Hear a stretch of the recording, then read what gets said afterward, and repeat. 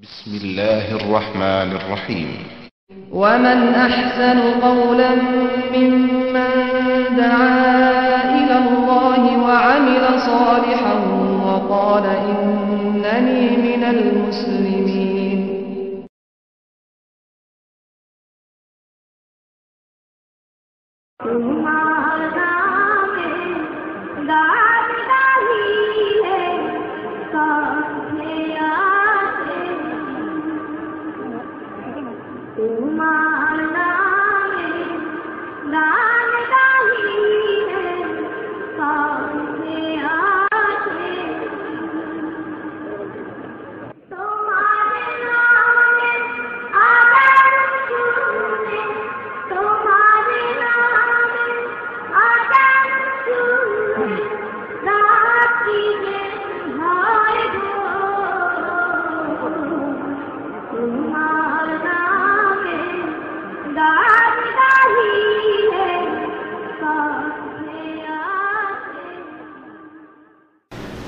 السلام عليكم ورحمة الله وبركاته.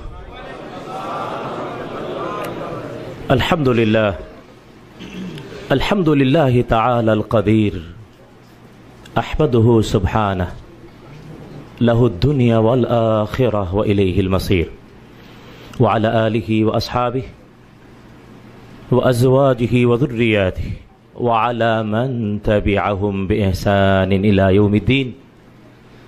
اللهم اجعلنا معهم بمنك وكرمك يا أكرم الأكرمين. أما بعد،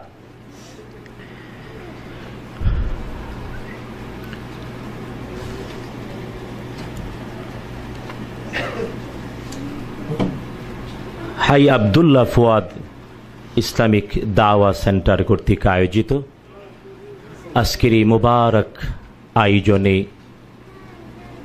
আমি আপনাদের এক ছোট ভাই শেখ আহমদুল্লাহ অনেক কিছুই বলে ফেলেছেন। আসলে আমি আল্লাহ তাআলার এক ছোট্ট গোলাম। হয়তো এখানে অনেকেই রয়েছেন যারা আমার চেয়ে অনেক বড় ইলম হেলম সব দিক থেকে। হ্যাঁ, আল্লাহ সুবহানাহু ওয়া তাআলা সবাইকে কবুল করুন, বলেন আমিন। যদি আল্লাহ তাআলা কবুল করেন তাহলে জীবনটা সার্থক, আর যদি আল্লাহ সুবহানাহু ওয়া তাআলা কবুল না করেন তাহলে এই ব্যর্থতা আমরা সবাই আশ্রয় চাই।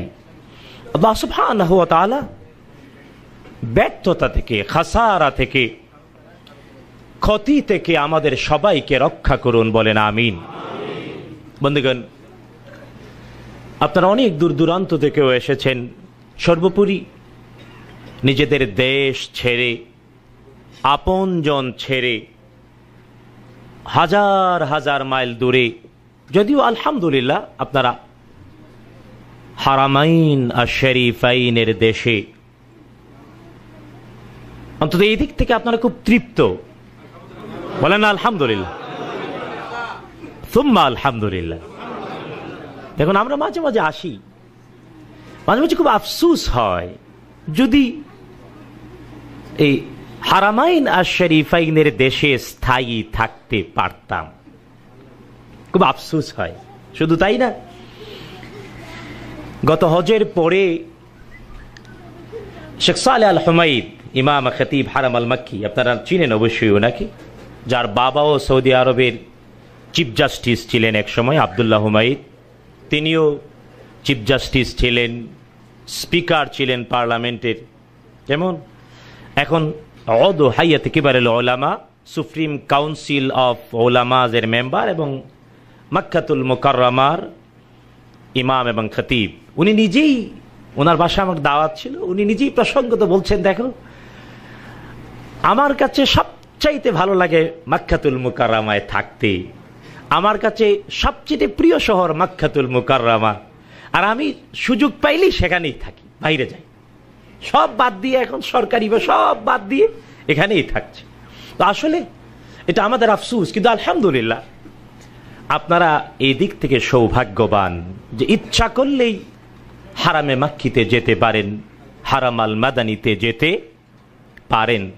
এই দিক থেকে আমি আপনাদের নিচে, অনেক নিচে, আপনারা আমার চেয়ে অনেক বড়, তাই আপনাদের সম্মান করি। শুধু তাই না, দেখুন মাঝে মাঝে অনেকে প্রশ্ন করে, অনেক প্রবাসীরা প্রশ্ন করে যে আমাদের পরিবার পরিজন ছেড়ে, মা বাবা ভাই বোন আত্মীয় স্বজন ছেড়ে বিদেশে থাকি, ফতুয়া কি, কতদিন দূরে থাকা যায়? অনেকেই প্রশ্ন করে না, করে না? যদিও আলহামদুলিল্লাহ স্বল্প সংখ্যক ভাই আছেন যারা হয়তো পরিবার নিয়েই আছেন, আল্লাহ তাআলা তাদের সুযোগ আরো বাড়িয়ে দিন, বলেন আমিন। কিন্তু অধিকাংশরাই হয়তো পরিবার পরিজন ছেড়ে, ঠিক না? এই জন্যে হয়তো বেদনা আছে, দুঃখ আছে, কষ্ট আছে, আবার মাঝে মাঝে ফতুয়াও চান। এই সুয়োগদের কাছে এমন ফতুয়া আসে কিনা জানি না, অবশ্যই আসে নাকি? অনেকের কাছে এমন ফতুয়া আসে, তা আমাদের কাছে এমন ফতুয়া আসে। কিন্তু বন্ধুগণ, অন্তত ফতুয়ার উত্তর দেওয়ার আগে, জবাব দেওয়ার আগে আমি বলতে চাই যে আপনারা মিল্লাতুল মুসলিমা, মুসলিম মিল্লাতের পিতা ইব্রাহিম আলাইহিস সালাম, মুসলিম মিল্লাতের পিতাকে ইব্রাহিম আলাইহিস সালাম। নিজে যদি মুসলিম হই, নিজেকে মুসলিম বলে যদি দাবি করি, তাহলে আমার মিল্লাতের পিতার নাম ইব্রাহিম আলাইহিস সালাম। আচ্ছা, প্রাসঙ্গিক যদি প্রশ্ন করি, একজন ইমানদার তার কয়জন পিতা বলেন দেখি? হ্যাঁ, একজন। কে বলছে? তিনজন। মাশাআল্লাহ, কয়েকজন। হ্যাঁ, একজন ইমানদার তার সত্যি পিতা হলেন কয়জন বলেন? আলহামদুলিল্লাহ। চতুর্থ কোন পিতা হতে পারে নাকি? নাকি হয়? আব্বাজান হয়। আব্বাজান চাইরা লিপ লম্বা করে আছে না নাই? আপনারা খাপে খাপে মিলাই লইেন আর কি। তো বাবা কয়জন? কেবল তিনজনই পিতা। একজন আবুনা আদম আলাইহি আসসালাম, বলেন না আলাইহি আদম আলাইহি সালাম, তিনি আমাদের পিতা, ঠিক না বেঠিক? দুই নাম্বার মিল্লাতা আবিকুম, মুসলিম মিল্লাতের পিতা। আমি যদি মুসলিম হই তাহলে আমার জাতির পিতা, মুসলিম জাতির পিতা, মিল্লাতের পিতা ইব্রাহিম আলাইহিস সালাম, ইব্রাহিম আলাইহিস সালাম। আর তিন নাম্বার, যার ঔরস থেকে জন্ম নিয়েছি সেই বাবা, তিনি আমার আব্বা। আমি আমার আব্বাকে হারিয়েছি। হয়তো এখানে অনেকেই আছেন যে জন্মদানকারী পিতা বেঁচে আছে, তারা সৌভাগ্যবান। আমি 3 বছর হলো আমার আব্বাকে হারিয়েছি। তো যাদের এখনো আব্বাজান বেঁচে আছে, আল্লাহর ওয়াস্তে খেদমত করবেন, রাজি আছেন? বিরক্ত হবেন না তো? রাগ করবেন না তো? ঝাঁকুনি দিয়ে কথা বলবেন না তো? বলে নাকি? অনেকে বলে, হয়তো এখানেও কেউ থাকতে পারে, আছে অনেক। আল্লাহ সুবহানাহু ওয়া তাআলা মা আর বাবা তাদের সাথে আচরণ কি হবে ভেঙ্গে ভেঙ্গে বলেছেন সূরাতু বনী ইসরাঈল 23 নম্বর আয়াত থেকে। কে? আল্লাহ সুবহানাহু ওয়া তাআলা। এবং তিনি স্পষ্ট বলেছেন, ওয়া কাদা রাব্বুকা আল্লা তা'বুদু ইল্লা ইয়াহ ওয়া বিল ওয়ালিদাইনি ইহসান। আল্লাহ তাআলা ফয়সালা করে দিয়েছেন, সিদ্ধান্ত ঘোষণা করে দিয়েছেন, আমাদের সবার জন্য বাধ্যতামূলক করেছেন, আল্লাহ তাআলা ছাড়া আর কারো ইবাদত করা যাবে হ্যাঁ, আর আল্লাহর ইবাদতের অংশ হিসেবে মা আর বাবার সাথে ভালো ব্যবহার করতে। আল্লাহ তাআলা বলেছেন, ইম্মা ইয়াবলুগান্না ইনদাকাল কিবার আহাদুহুমা আও কিলাহুমা, দুইজনের একজন অথবা দুইজন যদি তোমার জীবদ্দশায় বৃদ্ধাবস্থায় উপনীত হয়, ফালা তাকুল লাহুমা কি উফ বলো। কিন্তু বন্ধুগণ, আমি যদি আপনাদের প্রশ্ন করি, নিজের বুকে হাত দিয়ে কয়জন বলতে পারবেন যে হ্যাঁ, আমি আমার মা বাবার সাথে উফ বলি না, এমন কিন্তু অনেক কম। কারণ আমি ব্যক্তিগতভাবে অনেক আলেম ওলামা, অনেক মোল্লা মুন্সিকেও জানি যে তার মা বাবার সাথে ভালো ব্যবহার করে না। এটা মিথ্যা নয়। সুতরাং আজকে যারা উপস্থিত, আমি আমার নিজেকে আপনাদের সবাইকে বলি, বন্ধু, আল্লাহ তাআলার ইবাদত যদি সত্যি করতে চান, নিজেকে যদি জান্নাতি বানাতে চান, আল্লাহ তাআলার সন্তুষ্টি যদি পেতে চান, আজকের বাংলাদেশে অনেক মা বাবা কাঁদে, ঠিক না বেঠিক? অনেক বিদেশিরা আছে, টেলিফোনে কথা বলতে গিয়ে মা বাবাকে আছে না নাই? এখানেও থাকতে পারে না, পারে না। আমি কি বেশি বলেছি শেখরা? বলে ভাইজান। সুতরাং বন্ধুগণ, সংশোধন হওয়া উচিত। আসুন আমরা সবাই মিলে আজকে ওয়াদা করি, মা বাবার সাথে ভালো ব্যবহার করব। রাজি আছেন? কে কে রাজি আছেন? হাত তুলেন। হ্যাঁ, একটা হাত না, দুইটা হাত তুলেন। 200%। ঠিক আছে তো? আল্লাহ তাআলা কবুল করুন, বলেন আমিন। বিশ্বাস করুন, আজ আমরা অনেক কথা শুনি, কিন্তু বন্ধু কতটুকু আমল করি, কতটুকুন আখলাক আমাদের বিশুদ্ধ হচ্ছে, তা আজ বড় প্রশ্ন সাপেক্ষ বিষয়। বুঝাইতে পেরেছি? তাই বন্ধু, আসুন আমরা আমাদের এই ওয়াদাটা মৃত্যু পর্যন্ত রক্ষা করার তৌফিক কে দেবেন? জোরে বলো না আমিন। আরো জোরে বলো না আমিন। শুধু তাই না, আল্লাহ সুবহানাহু ওয়া তাআলা মা বাবার জন্য বলেছেন, ওয়াখফিদ লাহুমা জানাহায যুল্লি মিনার রাহমাহ। মা আর বাবা, তাদের জন্য নিজের ভালোবাসার ডানাটা ছড়ায়া দাও, আর দোয়া করবা হুজুরের কাছে না, জিন্দা মুর্দা কারো কাছে না। মা আর বাবার জন্য, নিজের মা বাবার জন্য দোয়া। কে? বাংলাদেশে তো দোয়া বিক্রি হয় নাকি? কিনতেও পাওয়া যায় নাকি? কেউ বিক্রি করে, কেউ কিনে। কিন্তু না, এই শিক্ষা ছড়াই দিতে হবে। মা আর বাবার জন্য দোয়া কে শিখিয়েছেন? আল্লাহ সুবহানাহু ওয়া তাআলা। তিনি বলেছেন দোয়া করো। সবাই পড়েন, রাব্বিরহামহুমা কামা রাব্বায়ানি। এই দোয়ার মধ্যে একটা সুন্দর হিকমত আছে। জানি আমি কথা উদ্দেশ্য অন্যদিকে, কিন্তু কেন যেন এই বিষয়টা চলে আসে। রাহমা, আল্লাহ বলছেন, তিনি নিজে শিখিয়ে দিচ্ছেন, রাব্বিরহামহুমা কামা রাব্বায়ানি। ও রব, আমার মা বাবা দুইজনের প্রতি তুমি রহম করো, যেমনটা তারা বাচ্চা খালে আমার প্রতি। রাহমা এর সংজ্ঞা আছে এই দোয়ার মধ্যে। রহমত কি? বাংলাদেশে অনেকের নাম রাখে রহমত আলী, রাখে না? এখানেও কেউ থাকতে পারেন রহমত আলী, রহমত, এমনি অনেক রহমত রহমত কয়। কিন্তু রাহমা এর আসল উদ্দেশ্যটা কি, আসল অর্থটা কি, এটা রয়েছে এই দোয়ার মধ্যে। রাহমা এর আসল সংজ্ঞা কে দিয়েছেন? এই আয়াতের মধ্যে, এই দোয়ার মধ্যে। কি? এটা হলো আল্লাহ তাআলা বলছেন, ও আমার বান্দা, তোমার মা বাবা বৃদ্ধ হয়েছে, বেঁচে আছে অথবা বেঁচে নাই, তো মা বাবা তাদের জন্য দোয়া করো, রব্বি ইরহামহুমা কামা রাব্বায়ানি। রহম করো আমার মা বাবার প্রতি, যেমনটা করেছেন আমাকে লালন পালন করতে গিয়ে বাচ্চা খালে আমার মা আর বাবা।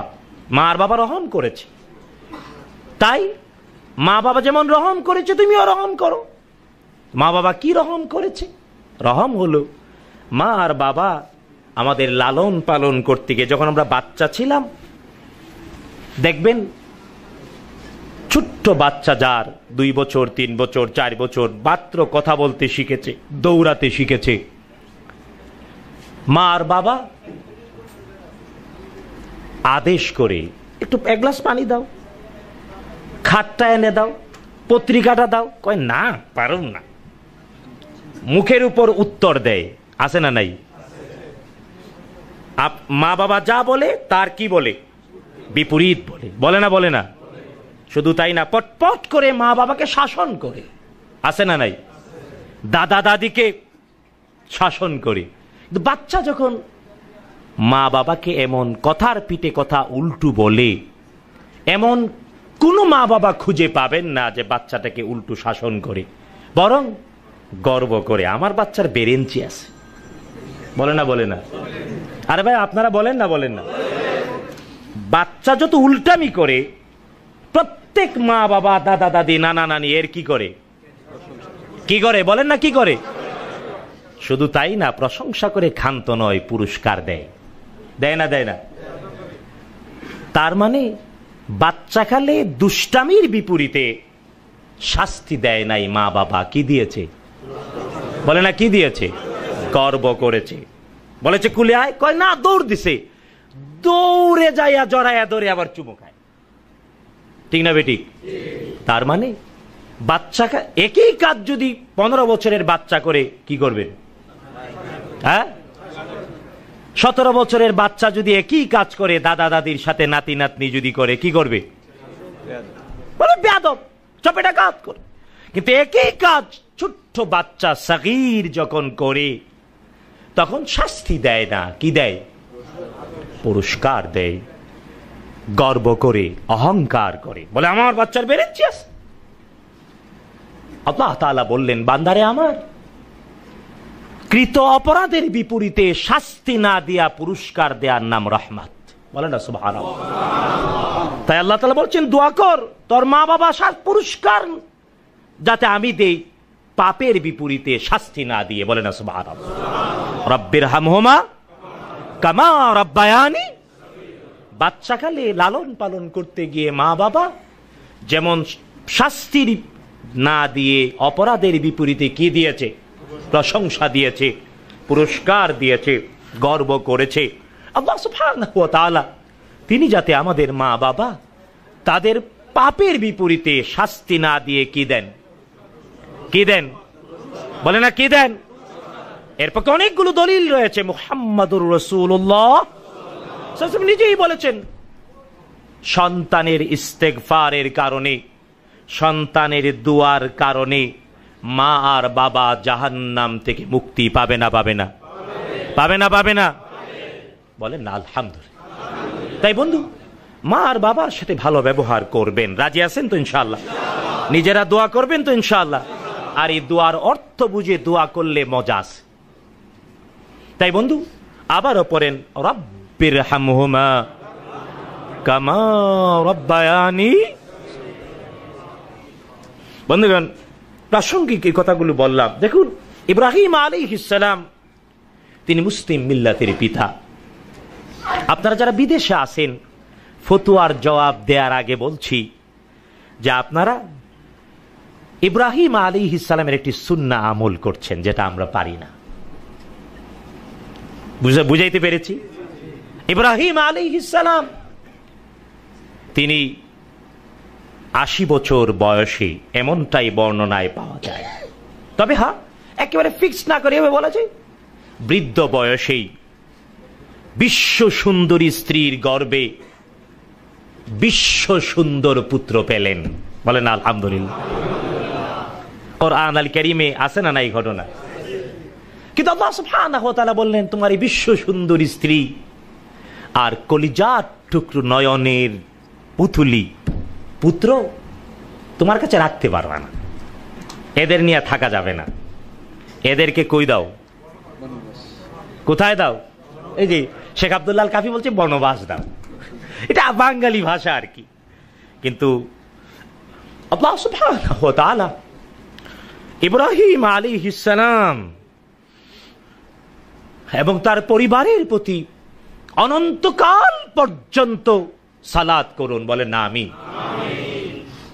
কারণ তিনি যে পরীক্ষা উত্তীর্ণ হয়েছেন, তিনি যে পরীক্ষা দিয়েছেন, আমাদেরকেও আজ এই পরীক্ষা দেওয়ার প্রস্তুতি নেওয়া উচিত না? উচিত না? খালি পরিবার লিয়া থাকুম, পরিবারের কাছে থাকুম আর ফতুয়া খুঁজুম না। ইব্রাহিম আলাইহিস সালামের সন্তান হলে তার আদর্শ, তার সুন্নাহ, তার জীবন যাপন পদ্ধতি থাকা উচিত না? উচিত না? দেখুন, আমিও ব্যক্তিগতভাবে ইব্রাহিম আলাইহিস সালামের সুন্নাহটা আমল করতে পারছি না। আমি আমার পরিবার নিয়েই থাকি, মাঝে মাঝে যাই, দৌড়াদৌড়ি করি অনেক জায়গায়, কম দিন বেশি দিন। কিন্তু আপনারা যারা অনেক দিন থেকে পরিবার পরিজন দেশে রেখে দূরে রয়েছেন, অন্তত ইব্রাহিম আলাইহিস সালামের এই একটা সুন্নাত আমল করছেন, ঠিক না বেটি? বিশ্বাস হয়েছে? কার কার বিশ্বাস হয়েছে হাত তুলেন, বলেন আলহামদুলিল্লাহ। সুতরাং এই ফতোয়ার উত্তর আর দরকার আছে? দরকার আছে? যারা একটা সুন্নাহ আমল করছেন, আল্লাহ সুবহানাহু ওয়া তাআলা এই সুন্নাহটার কদর করার তৌফিক দান করুন, বলেন আমিন। আরো জোরে বলুন আমিন। তবে হ্যাঁ, একটি বিষয় না বললেই নয়। আত্মীয় স্বজন, পরিবার, স্ত্রী, সন্তান বাড়িতে রেখে এসেছেন, হাজার হাজার মাইল দূরে রেখে এসেছেন, আপনি হাজার হাজার মাইল দূরে। কিন্তু জেনে রাখা উচিত, দুর্ভাগ্যজনক সত্য, আজকের বাংলাদেশে অনেক প্রবাসীর পরিবার ভেঙে যাচ্ছে, ঠিক না বেঠিক? অনেক প্রবাসীর পরিবারে গন্ডগোল আছে না নাই? সমস্যা। আমি আর একটা উত্তর দেই, তা হলো হাজার মাইল দূরে, যত দূরেই আপনি থাকুন, আপনি যদি ঠিক থাকেন, হাজার মাইল দূরে আপনার পরিবারটাও কি থাকবে? বিশ্বাস হয়? বিশ্বাস হয়? সত্যি বিশ্বাস হয়? কার কার বিশ্বাসে হাত তুলেন দিক? সবার হয়? আলহামদুলিল্লাহ। আপনি যত দূরেই থাকুন, আপনি যদি ঠিক থাকেন, হাজার মাইল দূরে আপনার পরিবারটাও থাকবে না? থাকবে না? আল্লাহ সুবহানাহু ওয়া তাআলা এর সূত্র বলেছেন কোরআন আল কারীমে। তিনি বলেছেন, স্বামী আর স্ত্রী যদিও দুই দেহ, দুই বংশ, দুই পরিবার থেকে এসেছে, মূলত দুইজনে কে বলেছেন? বিশ্বাস হয়? সত্যি? ভুল নাই তো? আল্লাহ তাআলার কথা ভুল নয়, আমরা ভুল হতে পারি, আমাদের কথায় ভুল আসতে পারে না? পারে না। কিন্তু আল্লাহ সুবহানাহু ওয়া তাআলা তিনি নিজেই বলেছেন, ওয়ামান আসদাকু মিনাল্লাহি কিলা ওয়ামান আসদাকু মিনাল্লাহি হাদিসা। আল্লাহ সুবহানাহু ওয়া তাআলার চেয়ে সত্য কথা আর কেউ বলতে, আল্লাহ তাআলা বলেছেন দুজনে একজন। তাই আপনি হাজার মাইল দূরে থেকেও আপনি যেমন, আপনার জীবন ও সঙ্গীও। আল্লাহ তাআলা আরো স্পষ্ট করে বলেছেন সূরাতুন নূরের মধ্যে, তিনি বলেছেন, আত-তাইয়্যিবুনা লিত-তাইয়্যিবাত ওয়াত-তাইয়্যিবাতু লিত-তাইয়্যিবিন। পবিত্র পুরুষ পবিত্র নারীর জন্য, পবিত্র নারী পবিত্র। আল্লাহ তাআলা এরপর বলেছেন, ওয়াল খাবিসুনা লিল খাবিসাতি ওয়াল খাবিসাতু লিল খাবিসিন। খবিস পুরুষ খবিস নারীর জন্য, খবিস নারী খবিস পুরুষের জন্য। কে বলেছেন?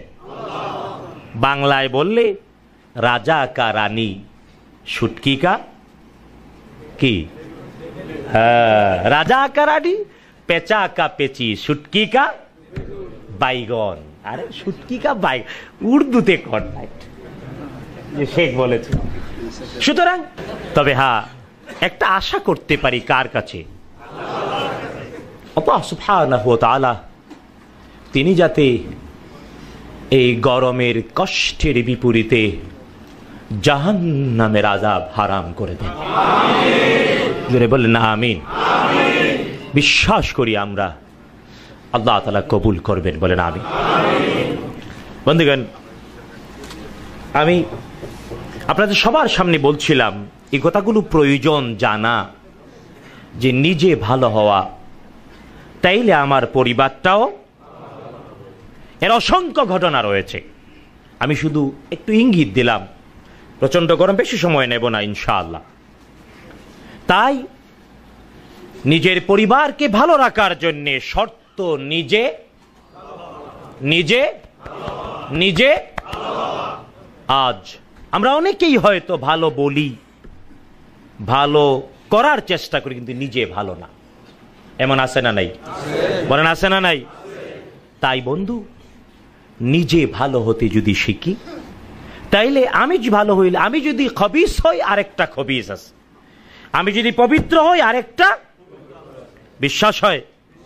বাংলাদেশের ভয়াবহ রূপ ধারণ করেছে এটা আমরা বাংলাদেশে থাকি, সমাজের অংশ হিসেবে অনুভব করি, খবর পাই, আর এই জন্য বেদনা পাই, দুঃখ পাই, কষ্ট পাই। বিশ্বাস করেন, আমি 9 তারিখে এসেছি। 1 সপ্তাহ আগে একটা ঘটনা বলি, শুধু একটা গল্পের মতো ঘটনা। আমাকে টেলিফোন করেছে এক ছেলে, সে বিদেশে থাকে, বিয়ে করেছে, কোনো না কোনোভাবে জেনেছে তার বউ বিয়ের আগে একটা সম্পর্ক ছিল। এখন সে প্রচন্ড বিরক্ত, কি করবে ফতোয়া করছে। অনেকের কাছে গেছে, অনেক আলেম উলামা এক একজন এক একভাবে বলেছে। আমাকে ভয়ে সামনে না এসে টেলিফোন করেছে, কি করব। তাই আমি বললাম, বাবা, আমি জেনারেলি যে কেউ ফোন করলে বাবা বলে ডাকি, বিভিন্ন কারণে, ছেলে মেয়ে যেই হোক। আমি বললাম, বাবা, আচ্ছা তোমাকে আমি একটা প্রশ্ন করতে চাই।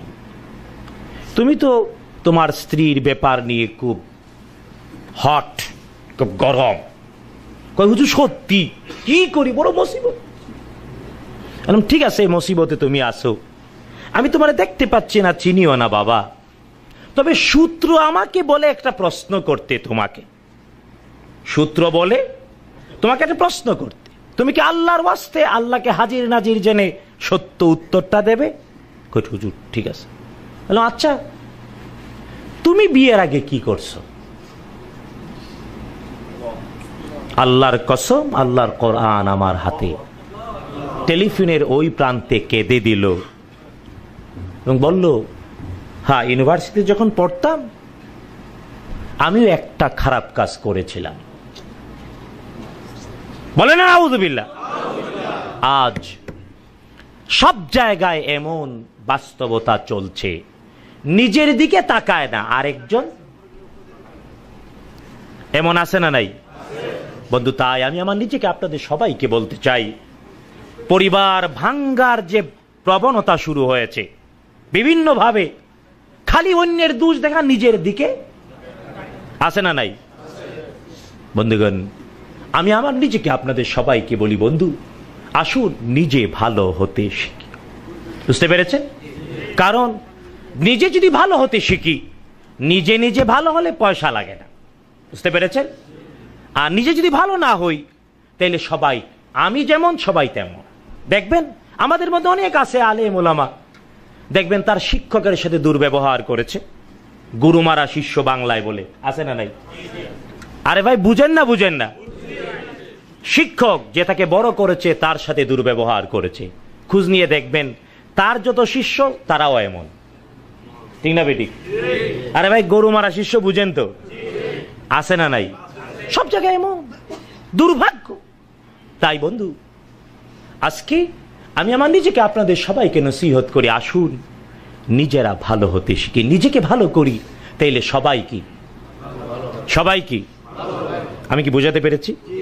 বাংলাদেশের করুণ পরিস্থিতি শুরু হয়েছে, এর থেকে উত্তরণ করা সম্ভব না? সম্ভব না। এটা হলো আমার 1 নাম্বার কথা। 2 নাম্বার বলতে চাই, দেখুন আমার বড় ভাই ডক্টর মতিউল ইসলাম ভাই, গুণ, জ্ঞান, আলম, বয়স সব দিক থেকে আমার বড়। তিনি সালাতুল ইশার আগে সুন্দর বক্তব্য রেখেছেন, বলেছেন, আপনারা অনেকেই শুনেছেন আলহামদুলিল্লাহ। যারা শুনেননি আপনাদেরকে রেকর্ডেড সিডি দেয়া হবে, শুনবেন আপনারা। তিনি সুন্দর করে বলেছেন, অনেকগুলো বিষয় সুন্দর করে করে বলেছেন। হ্যাঁ, অন্তত একটা নিয়ামত আপনাদেরকে বলেছেন যে আপনারা হারামাইন আর শরীফাইনের দেশে আছেন, অনেক কিছুই আগে জানতেন না, এখন জেনেছেন, আছেন না নাই? বলেন আলহামদুলিল্লাহ। এই যে জানাটা, এই যে ইলম পাওয়াটা, ইলম অর্জন করাটা, এটা সবার জন্য কর্তব্য, সবার জন্য ফরজ। কি নফল নাকি ওয়াজিব নাকি? ফরজ। বিশ্বাস করুন, জীবনের জন্য যেমন টাকা পয়সা দরকার, জীবনের জন্য দরকার, আছে না নাই? কিন্তু টাকা পয়সার আগে দরকার ইলম। কি দরকার? জীবনে টাকা পয়সার যতটা গুরুত্ব তার চেয়ে হাজার হাজার হাজার গুণ বেশি প্রয়োজন হলো কিসের? কিসের?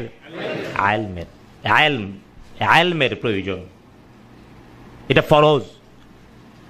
হ্যাঁ, ইলম বলতে কেবল কি সার্টিফিকেট, মেট্রিক পাশ করা, দাওরায়ে হাদিস পাশ করা, কামিল পাশ করা, এর নামে ইলম? ইলম মানেই হলো, ইলমের সংজ্ঞা দিতে গিয়ে এটা সুন্দর সংজ্ঞা, আল ইলমু নূরুন ফিল কলবিল মুমিন। ইলম হলো ঈমানদারের আত্মায় নূর। আল ইলমু নূরুন ফিল কলবিল মুমিন, ঈমানদারের আত্মায় নূর হলো ইলম। তবে কোত্থেকে পাওয়া যাবে? এটা হলো মুক্তাবাসুন, এই নূরটা নিতে হবে, চয়ন করতে হবে মিন আকওয়াল মুহাম্মাদিয়া ওয়া আফআলি, মুহাম্মাদুর রাসূলুল্লাহ সাল্লাল্লাহু তাআলা আলাইহি ওয়া আলিহি ওয়াসাল্লামের কথা, কাজ, সমর্থন থেকে। এর নামে ইলম। এর নাম কি? মুহাম্মাদুর রাসূলুল্লাহ সাল্লাল্লাহু আলাইহি ওয়াসাল্লাম এবং তার জীবন, তার কথা, তার কাজ, তার সমর্থন থেকে এই নূরটা ঈমানদার গ্রহণ করবে। এর নাম ইলম। এর নাম কি? এই ইলম অর্জন করাটা ফরজ। কেমন ফরজ? টাকা পয়সা উপার্জন যতটা প্রয়োজন তার চেয়ে হাজার হাজার হাজার গুণ বেশি। বিশ্বাস হয় না? হয় না? একটা আয়াত দিয়ে শেষ করে দেব আমার কথা। দেখুন, আল্লাহ সুবহানাহু ওয়া তাআলা কোরআন আল কারীমে জাহান্নামে কারা যাবে তাদের পরিচয় দিয়েছেন। কে? আল্লাহ সুবহানাহু ওয়া তাআলা বলছেন, জাহান্নামে কারা যাবে জানতে চাও? আল্লাহ তাআলা পরিচয় করিয়ে দিয়ে বলছেন, ওয়ালাকাদ যারানা লিজাহান্নামা কাসীরাম মিনাল জিন্নি ওয়াল ইনস। কে বলছেন? অনেকেই পারেন, আমার সাথে পড়েন। ওয়ালাকাদ যারানা লিজাহান্নামা কাসীরাম মিনাল জিন্নি ওয়াল ইনস লাহুম কুলুবুন লা ইয়াফকাহুনা বিহা ওয়া লাহুম আ'য়ুনুন লা ইউবসিরুনা বিহা ওয়া লাহুম আযানুন লা ইয়াসমাউনা বিহা উলাইকা কাল আনআম বাল হুম আদাল। কে বলছেন? বিশ্বাস করে মাঝে মাঝে খুব আটকে উঠি।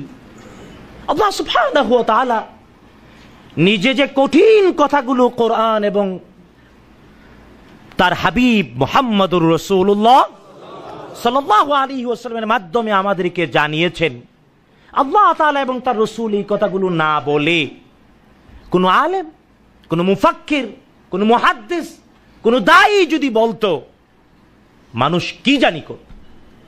মাঝে মাঝে আমরা এই প্রশ্নের সম্মুখীন হই। আল্লাহ তাআলা কোরআনে কারীমে মানুষদেরকেও শয়তান বলেছেন না বলেন নাই? সবাই মানুষ না, কেউ কেউ কি? কে বলেছেন? আমাকে একবার কয়েকজনে করুন, আল্লাহ তাআলার শ্রেষ্ঠ সৃষ্টি আশরাফুল মখলুকাত মানুষ, আর আপনি কোন শয়তান, দুই পায়া শয়তান। আমি কই, বন্ধু আমি বলি নাই। কে বলেছেন? কে বলেছেন? শায়াতিনাল ইনসি ওয়াল জিন। জিন শয়তান বলার আগে মানুষ শয়তানের কথা কে বলেছেন? সুতরাং মানুষদের মধ্যে শয়তান আছে না নাই? বন্ধুগণ, আল্লাহ সুবহানাহু ওয়া তাআলা জাহান্নামে কারা যাবে, দুজকে কারা যাবে, আল্লাহ তাআলা তাদের পরিচয় দিতে গিয়ে বলছেন, মানব আর দানবের অনেকেই কোথায় যাবে? চিনতে চাও ওরা কারা? লাহুম কুলুবুল লা ইয়াফকাহুনা বিহা, ওদের হৃদয় আছে কিন্তু অনুধাবন শক্তি নাই। আত্মা আছে কিন্তু সত্য অনুধাবনের শক্তি নাই। শুধু তাই না, ওয়ালাহুম আ'য়ুনুন লা ইউবসিরুনা বিহা, আছে চক্ষু, দুই নয়ন থাকতে অন্ধ, দুই নয়ন থাকতে।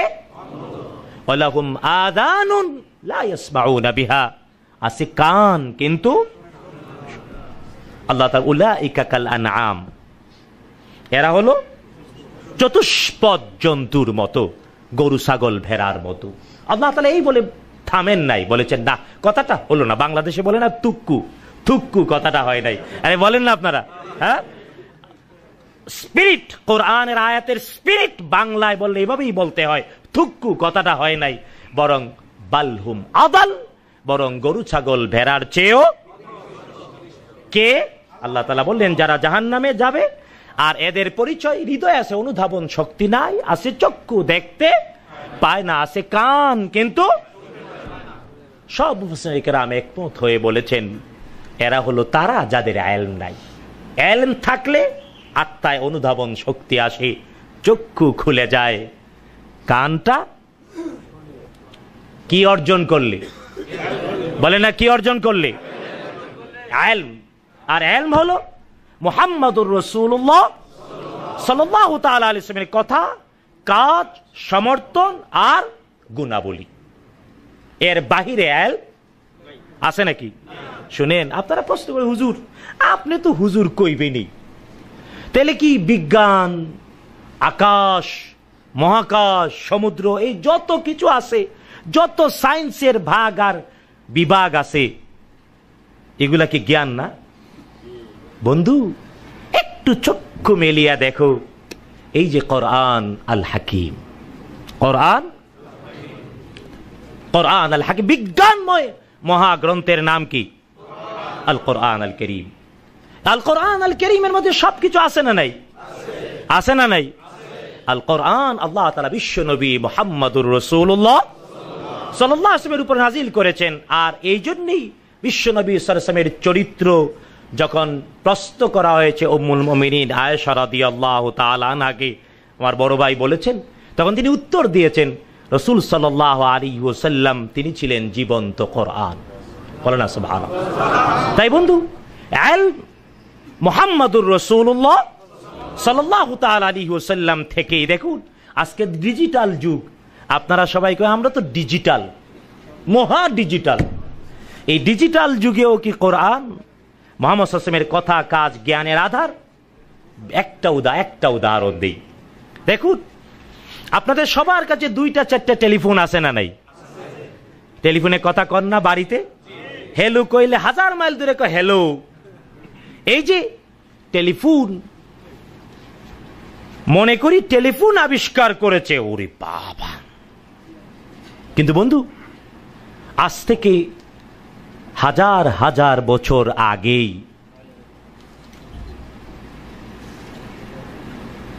আল্লাহ সুবহানাহু ওয়া তাআলা কোরআন আল কারীমে বলেছেন তিনি তার নবী সুলাইমান আলাইহিস সালাম এর সময়ে তার এক বান্দাকে এমন যোগ্যতা দিয়েছিলেন যে যোগ্যতা আজকের ডিজিটালকে অনেক আগে লাথি মেরে ফালাই দিছে। বলেন না সুবহানাল্লাহ। বিশ্বাস হয়? আপনারা বাংলাদেশে ওয়াজে রানী বিলকিসের গল্প শুনছেন তো? সূরাত আন-নামলের মধ্যে পিপিলিকা নামে যে সূরাটা, এর মধ্যে আছে না নাই? ঘরে যায় মিলায় দেখবেন। আল্লাহ সুবহানাহু ওয়া তাআলা বলছেন সুলাইমান আলাইহিস সালামের কাছে বিলকিসের গল্প আসলো। হুদহুদ পাখি বলল তার ছিল বিশাল একটা সিংহাসন, ওয়ালাহা আরশুন আযীম।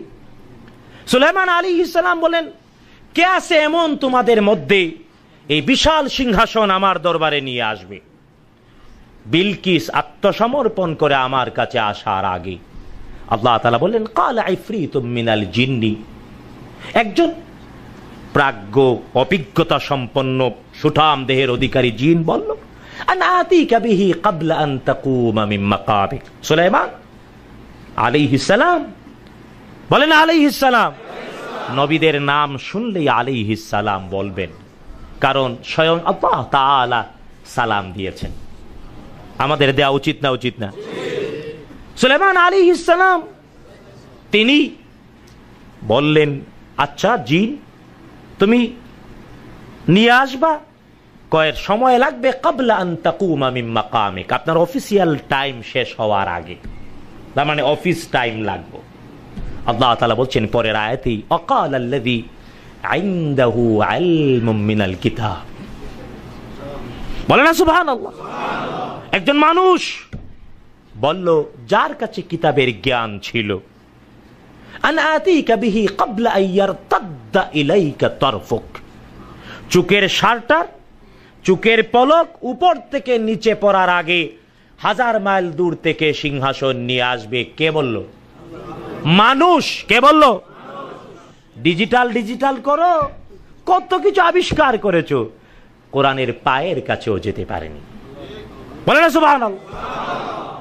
একজন মানুষ বলল আমি নিয়ে আসব 1000 মাইল দূর থেকে সিংহাসন, চোখের পলক পড়ার আগে। আনছিল নি?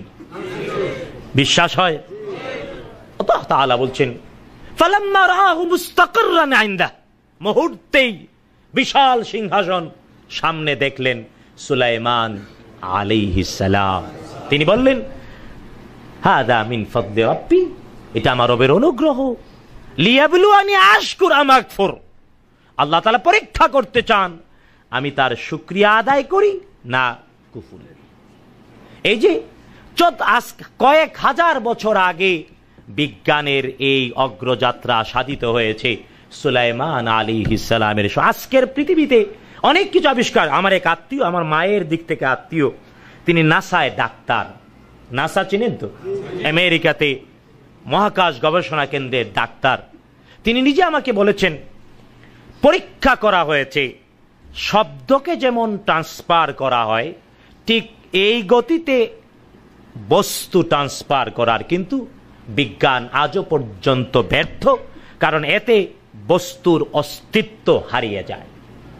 কিন্তু কোরআন বলেছে পৃথিবীতে একবার এমনটা, তাই বিজ্ঞান আজ পর্যন্ত যা পারেনি তার সংবাদ মুহাম্মাদুর রাসূলুল্লাহ 1400 বছর আগে আমাদেরকে। যদি কেউ বিজ্ঞান নিয়ে চ্যালেঞ্জ করে আমাদের মতো হুজুরকে দেখে ইসলামকে, কোরআন আর সুন্নাহকে গালি দেন, তাহলে বলবো মরিস বুকাইলির বইটা পড়বেন, the Bible, science and Quran. কোরআন, বাইবেল, কোরআন এবং বিজ্ঞান। বন্ধুগণ, এই যে জ্ঞান মুহাম্মাদুর রাসূলুল্লাহ সাল্লাল্লাহু তাআলা আলাইহি ওয়াসাল্লামের কথা, কাজ, সমর্থন আর গুণাবলীর বাইরে নাই নাই নাই। বুঝিয়ে পেরেছি? তাই ইলম যে অর্জন করে সেই হয় মানুষ, আর যে ইলম অর্জন করে না সে মানুষ হতে পারে? বলেন মানুষ হতে পারে? তাই বন্ধু, সত্যি টাকা পয়সা না থাকলেও মানুষ হয়, তাকে অমানুষ কেউ বলে নাকি? যদিও মুহাম্মাদুর রাসূলুল্লাহ সাল্লাল্লাহু আলাইহি ওয়াসাল্লাম দারিদ্রতা থেকে পানাহ চেয়েছেন। তিনি বলেছেন কাদাল ফিকরু আইয়াকুনা কুফরা, দারিদ্রতা মানুষকে কুফরিতে নিয়ে যায়। কিন্তু ইলম না থাকলে মানুষই থাকে না। তাই জ্ঞানের এই মর্যাদা, এবং ইসলাম একমাত্র জীবন ব্যবস্থা জ্ঞান অর্জনকে ফরজ করে। যে পৃথিবীর আর কোনো ধর্ম, আর কোনো মতবাদে জ্ঞান অর্জন কি নাই। সুতরাং আপনারা তো আলহামদুলিল্লাহ এই দিক থেকে অনেকবার প্রতি মুহূর্তে আল্লাহর প্রশংসা করা উচিত। বলেন আলহামদুলিল্লাহ। বাংলাদেশে মাদ্রাসায় পড়ে, স্কুল কলেজ ইউনিভার্সিটিতে পড়ে জ্ঞান পায় না। বিশ্বাস করেন 91 সনে আমার মনে পড়ে ঢাকা বিশ্ববিদ্যালয়ের ভিসি ছিলেন তখন নরসিংদীর একজন মানুষ। সেই সময়ে রণবীর ইত্তেফাক পত্রিকায় কার্টুন দিয়েছিল, ঢাকা বিশ্ববিদ্যালয়ে মানুষের ছেলেরা ঢুকতেছে গরু ছাগল হয়ে বের হচ্ছে। তৎকালীন ভিসি মহোদয় প্রচন্ড প্রতিবাদ করলেন। আল্লাহর কি মেহেরবানি, 1 সপ্তাহ যেতে না যেতে বিশ্ববিদ্যালয়ের ছেলেরা তাকে ধরে 23 চ্যান্সেলর বানাই দিল। এমন পিটনি দিল, মনে থাকার কথা। তখন তো এত টেলিভিশন চ্যানেল ছিল না। তখন এক সাংবাদিক তাকে হাসপাতালের বেডে প্রশ্ন, আপনি বলেছিলেন ওই কার্টুনিস্টের প্রতিবাদ করেছিলেন, কিন্তু আজকে বলেন তো কি? 91 সনে এমনটা ছিল, আর আজকে 91 থেকে কত বছর? হ্যাঁ, আজকে কত? 24। আজকের বাংলাদেশে এসে মানুষের বাচ্চারা গরু ছাগলের বাচ্চা না আরো নিকৃষ্ট হচ্ছে না? আপনার আমার অনেকের পরিবারই এমন।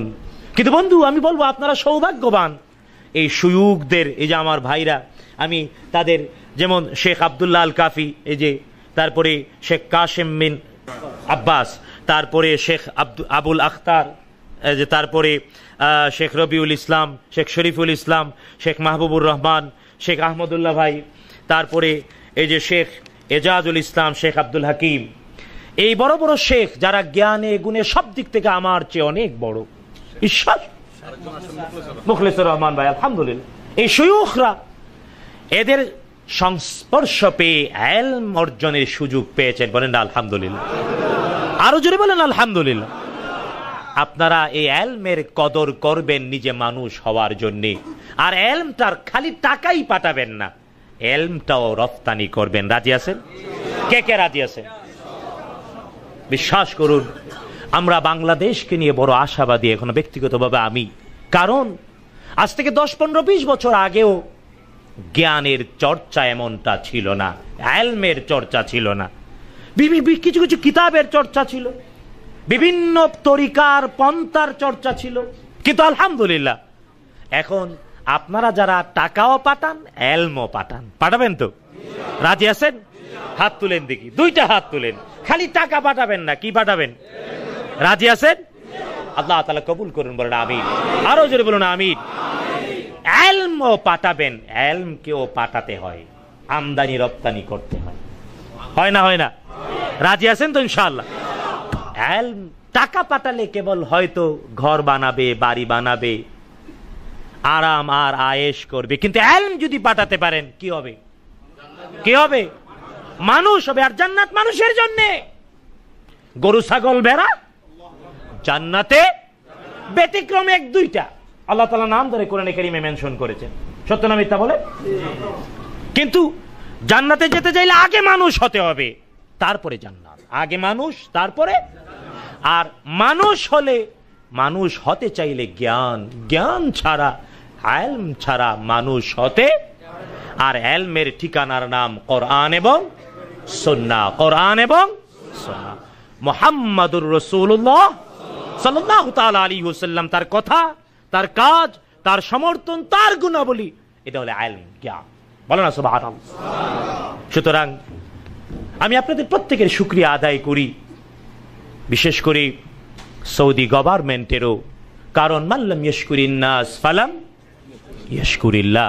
মানুষের শুকরিয়া আদায় না করলে আল্লাহ তাআলার বন্দিগিও ঠিক মতো হয় না। তাই এই যে সৌদি গভর্নমেন্ট ওজারা শুন আল ইসলামিয়া এই সুন্দর আয়োজন করেছে, আপনার আমার প্রত্যেককে মানুষ হওয়ার জন্য সুযোগ করে দিয়েছে, তাদের শুকরিয়া আদায় করা উচিত না? উচিত না?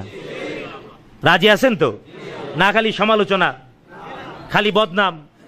সৌদিদের এত বদনাম করে কিছু কিছু লোকজন আছে, আরে বেটা নিজের বদনামটা কর। অনেক উম্মাল অনেক আছে এবং সৌদি আরবে থাকে, দেশে গেলে সৌদিদের বদনাম বলিতে বলিতে বলিতে বলিতে শেষ। ঠিক না বেঠিক? আরে ভাই আছে না নাই?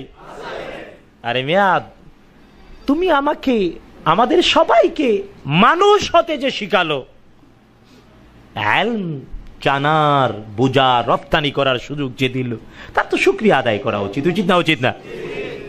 সুতরাং এই সরকারের, এই সৌদি আরব এই বাদশাহ সহ সবার আমরা শুকরিয়া আদায় করি, তাদের যতটুকু ভালো, তাদের যতটুকু কল্যাণ, তাদের দ্বারা যতটুকু উপকৃত হচ্ছি, আমরা প্রত্যেকটি মুহূর্তে তার শুকরিয়া আদায় করি। করবেন তো ইনশাআল্লাহ?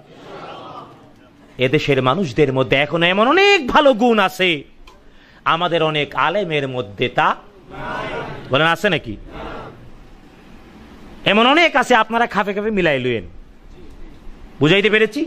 সুতরাং ভালোটা গ্রহণ করব, মন্দটা বাদ দেব, আর এটাই শিখিয়েছেন মুহাম্মাদুর রাসূলুল্লাহ। দেখুন রাসূল সাল্লাল্লাহু আলাইহি ওয়াসাল্লামের উসলুব কি ছিল দাওয়ার ব্যাপারে। একটা হাদিস বলে শেষ করে দেই। দেখুন মাঝে মাঝে আমার নিজেকে আমি নসিহত করি এই দিয়ে।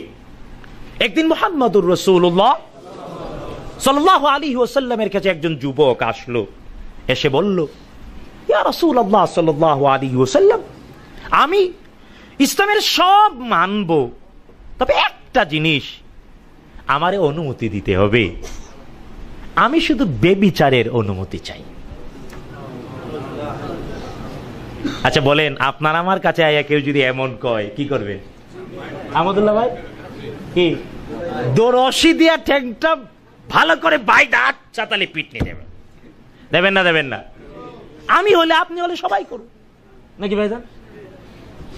বিশ্ব নবী মুহাম্মাদুর রাসূলুল্লাহ সাল্লাল্লাহু আলাইহি ওয়াসাল্লামের কাছে এসে বলছে, কতটা ইজি, কতটা চিন্তা করতে পারে। বিশ্ব নবীর কাছে যুবক বলছে, আমি সবকিছু করব, একটা অনুমতি চাই। কি করবে? মুহাম্মাদুর রাসূলুল্লাহ সাল্লাল্লাহু আলাইহি ওয়াসাল্লাম যুবকের প্রতি রাগ করলেন না, বিরক্ত হলেন না, গুসা দেখালেন না, ঠ্যাং ভাঙতে চাইলেন না, যেটা আমি হইলে হয়তো করতাম। আমি, আমার কাছে তো ওহী নাই, ওহী দ্বারা আল্লাহ তাআলা তার রাসূলকে শাসন করেছেন, ঠিক না বেঠিক? আজ আমরা আলেম উলামা, আমাদেরকেও ওহী দ্বারা শাসিত হওয়া উচিত, কিন্তু অনেকেই মনে করি আমি শাসনের ঊর্ধ্বে। এই জন্যে বিশ্ব নবী সাল্লাল্লাহু আলাইহি ওয়াসাল্লামের হেদায়াত ঠিক মতো নিজের মধ্যে হচ্ছে না, অন্যের মধ্যে পৌঁছাচ্ছে। রাসূল সাল্লাল্লাহু আলাইহি ওয়াসাল্লাম যুবককে বললেন, বসো। যুবক বসলো। একটি পর রাসূল সাল্লাল্লাহু আলাইহি ওয়াসাল্লাম প্রশ্ন, আচ্ছা যুবক, তোমার মায়ের সাথে, কারণ একজন নারীর কয়টা পরিচয় হয়? হয় মেয়ে, না হয় বোন, না হয় স্ত্রী, না হয় মা। রাসূল সাল্লাল্লাহু আলাইহি ওয়াসাল্লাম প্রশ্ন করলেন এক এক করে, আচ্ছা তোমার বোনের সাথে যদি কেউ বেবিচার করতে চায়, তুমি কি অনুমতি দেবে? যুবক তেলে বেগুনে চলে গেল, ঠিক না বেটি? তেলে বেগুনে। আচ্ছা তোমার বোনের সাথে, আচ্ছা দেবা না। আচ্ছা তোমার স্ত্রীর সাথে? ইয়া রাসূলুল্লাহ বলেনটা কি? আমার বোন, পরে তো পৃথিবীতেই থাকতে দেব না। আপনারা কি কইবেন? প্রশ্ন করলেন, আচ্ছা তোমার মেয়ের সাথে, আমার কলিজার টুকরো মেয়ে, তার সাথে? তোমার মা, আমি যার গর্ভ থেকে এসেছি তার সাথে? মুহাম্মাদুর রাসূলুল্লাহ, জোরে বলেন সাল্লাল্লাহু আলাইহি ওয়াসাল্লাম, আরো জোরে বলেন সাল্লাল্লাহু আলাইহি ওয়াসাল্লাম। উসওয়া, তিনি আমাদের সবার জন্য দলিল। তিনি বললেন, যুবক, তুমি যার সাথে ব্যভিচার করতে চাও সে তো কারো না কারো মা, কারো না কারো বোন, কারো না কারো মেয়ে, কারো না কারো। যুবকের বিবেক খুলে গেল, মুহূর্তেই তওবা করলো। বলেন সুবহানাল্লাহ। আজ দাওয়ার উসলুব এমন হওয়া উচিত না? উচিত না? উচিত না? উচিত না? সুতরাং আল্লাহ সুবহানাহু ওয়া তাআলা আমাদের সবাইকে দাওয়ারি পদ্ধতি, বিশেষ করে আমরা যারা দাওয়াত দিতে চাই, দাওয়ার কাজ করতে চাই, আমাদের মধ্যে এই উসলুব আল মুহাম্মাদিয়া সাল্লাল্লাহু আল্লাহ তাআলা আনয়নের তৌফিক দিন। বলেন আমিন। আরো জোরে বলুন আমিন। বন্ধুগণ, আমার ইচ্ছা ছিল আরো অনেক লম্বা, আরো বেশ কয়েকটা বিষয়ে বলবো। তো আসলে শুনেন শুনেন, গরম যে পরিমাণ,